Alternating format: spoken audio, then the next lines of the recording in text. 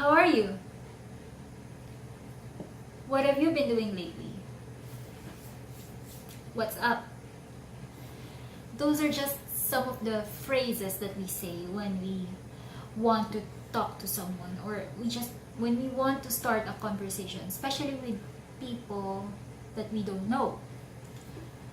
Last week, during my personality development session with my coach Sheena Vera Cruz, she thought she taught me she taught me how to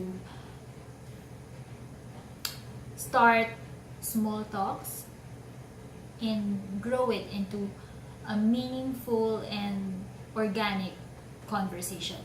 She gave me techniques on how to pick up a conversation when it's going down, on how to start small talks with people, on how to pick up the energy from the person that you're talking to, and when to give your energy back to the person that you're talking to. These are just some of the techniques that my coach Sheena gave me last week. And putting it in action, I was challenged to talk to people and apply what I've learned on how to grow small talks into real and lasting conversation. So the first person that I talked to was my cousin. So this cousin of mine, I haven't spoken with him for about 4 or 5 years now. I haven't had a real conversation with him for that long period of time. Although we grew up on the same compound when we were kids, but when we got older, we obviously had our own lives and we were busy with our own lives, so we rarely see each other to talk about how we are doing. And the sad part of it is that he is already dying right now. He has an illness, he has skin cancer, and he's not gonna live that long. He is really in a bad condition right now. Medically, his medical situation is on the end stage already. So I saw him last week after several years of not seeing him. It's just heartbreaking to see him, knowing that it will be most likely my last conversation. So it's a challenge for me to really make it a genuine and meaningful one. But it's also a challenge for me to start even start talking with him. When I saw him, he was in really bad shape. I just didn't know how to start, so I just asked him, "How are you?" So that's when the conversation started. Even though he has an illness and he's dying, you wouldn't feel when I was talking to him, the energy that I felt from him was really positive. I did not feel any negative energy from my cousin when I was talking to him, given that he is in a medical situation. And then from that "how are you" conversation, it started, and then it grew into a meaningful one. When the conversation was, the first thing that he talked about was how he got his illness, how it grew so fast, and that he just got diagnosed this January, and now it's almost the end for him. So even if the conversation was about it, I did not feel, like I said, I did not feel any negative vibes from him. And then when I was noticing that the conversation is going down already, I picked it up by reminiscing some of our childhood memories and reminiscing some of the good times that we had.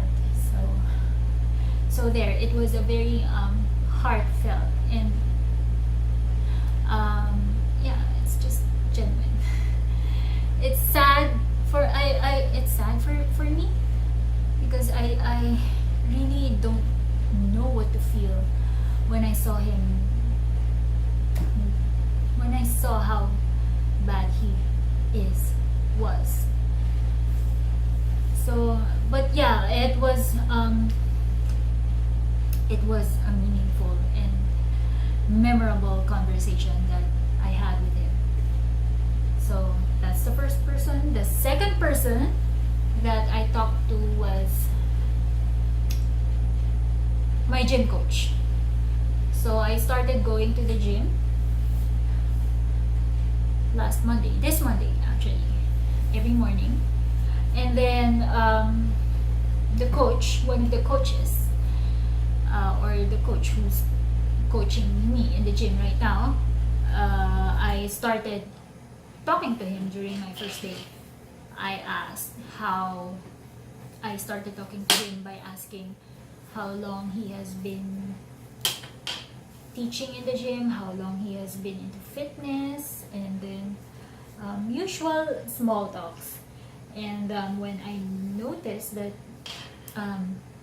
it's getting a little boring, I started to apply what I learned from our session last week.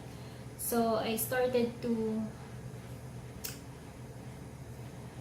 throw hot buttons keyword, and I used the technique of noticing what he's doing. So when the conversation started to get boring or started to go down, I instantly said that I noticed that you're more flexible than the other coaches. So what made you that flexible? And then the conversation started to pick up, and then that's when I learned that he is into calisthenics, and he is also training at Sparta, and that he is also curious and interested in trying pole, because I have shared that I'm also doing pole and I'm also dancing, so he's interested in that. It's just that he is hesitant because it's a female dominated activity, so he thinks that it would feel awkward for him if he would try it out, but he is very interested. So that's when we also started sharing the people that we follow on Instagram related to pole dancing. So he started telling me that I follow some pole dancers on Instagram and they're very good. And then I also shared the people who I follow, including the Beast House instructors. So yeah, the conversation lasted for, I think that was about 5 minutes or more.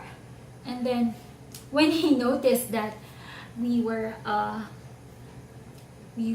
having a conversation, it's really, the conversation is growing already. That's when he said that, hey, go back to your workout. So he reminded me to go back to my workout. That's the second person that I talked to this week. And the last one was my son. Last night when we were eating dinner, I tried to talk to him by asking questions questions like, how are you, and how was school,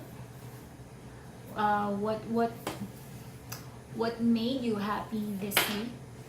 And it's really hard for me to, not really hard, but sometimes it's difficult for me to talk to my kids, especially when I want to have, or when I want them to share. When them to share. That's not really, but that's somehow difficult sometimes for me. In the conversation that I had with my son, I was